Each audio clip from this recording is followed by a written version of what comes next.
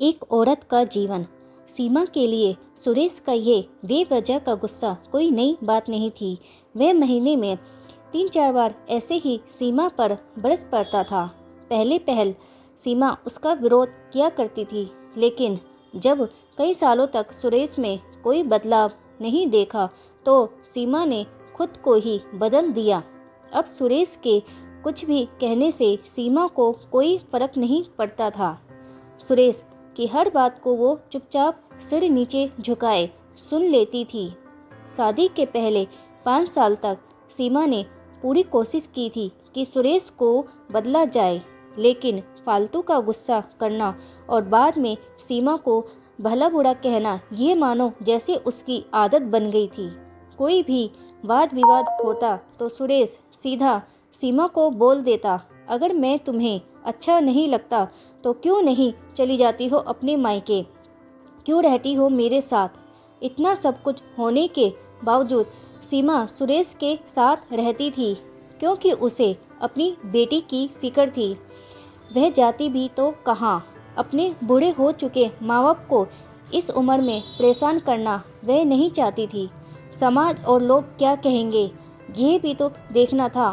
वह इतनी पढ़ी लिखी भी नहीं थी कि खुद जाकर कोई नौकरी कर सके और अपना और अपनी बेटी का पालन पोषण कर सके।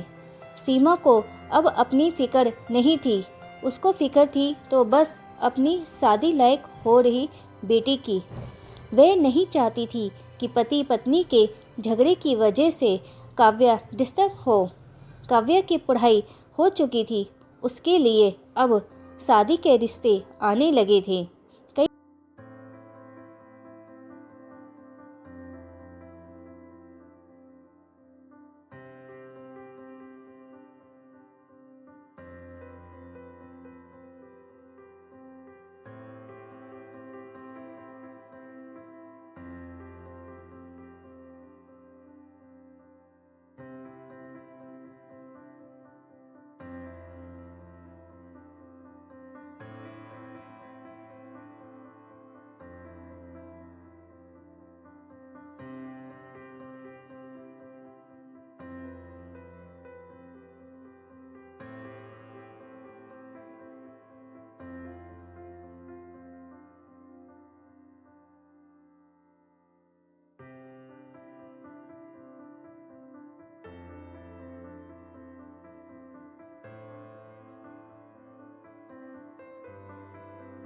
क्यों डिपेंड रहेगा पापा?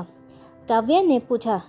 मैं कह रहा हूँ ना, तुम्हें किसी भी चीज़ की कमी नहीं होगी वहाँ। ऐसे रिश्ते बार बार नहीं आते, इसे ठुकरा मत। बहुत खुश रहोगी तुम वहाँ। सुरेश बोला। पापा, क्या मैं उतनी ही खुश रहूँगी जितनी मम्मी इस घर में खुश है? काव्या ने तंज कसते हुए कहा। आज तुम्हारी जवान कुछ ज़्यादा ही नहीं चल रही क्या? सुरेश गुस्से से आंखें बड़ी करते हुए बोला।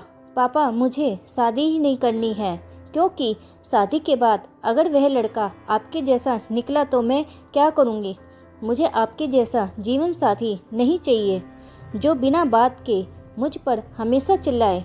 मुझे कुछ भी अपनी पसंद का लेना हो तो 10 बार सोचना पड़े, कहीं वह नाराज़ ना हो जाए। मेरी तबीयत कैसी भी हो उसे परवाह ना हो।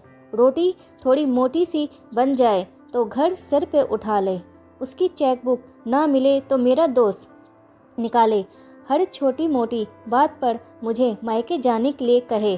काव्या ने अपना दिल खाली करते हुए पापा से सब कह दिया। काव्या उतना ही बोलकर चुप नहीं रही। आज पहली बार वह अपने पापा के सामने इतना कुछ बोल रही थी। पापा, आपने माँ के साथ हमेशा गलत व्यवहार किया है। आप अपने ऑफिस का गुस्सा बिना सोचे समझे माँ पर उतार देते हैं। कभी इस बात की परवाह नहीं करते कि उन्हें कैसा लगता होगा।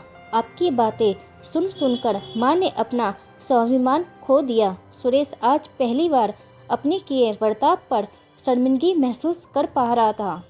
काव्या ने सुरेश का हाथ पकड़ा और बोली। पापा, मुझे सिर्फ एक सवाल का जवाब दीजिए। क्या आप चाहेंगे कि मेरा पति आपके जैसा हो? अगर आपका जवाब हाँ है तो कर दीजिए। मेरा रिश्ता आज ही और ना है तो मुझे आत्मनिर्भर बनने दीजिए। सुरेश कुछ भी ना बोल पाया और वहाँ से चुपचाप बाहर चले गया। आज उसे सीमा के सामने जाने में शर्म आ रही थी। चलते चलते उसकी आंखों से आंसू बह रहे थे। सुरेश ने आज से अपने आप को बदलने का निश्चय किया। अगले दिन से सीमा ने अपने पति में काफ़ी बदलाव देखा। वह सोचने लगी कि जो हिम्मत काव्या ने दिखाई है, वह हिम्मत अगर मैं पहले ही दिखा देती तो शायद आज परिस्थिति कुछ और होती।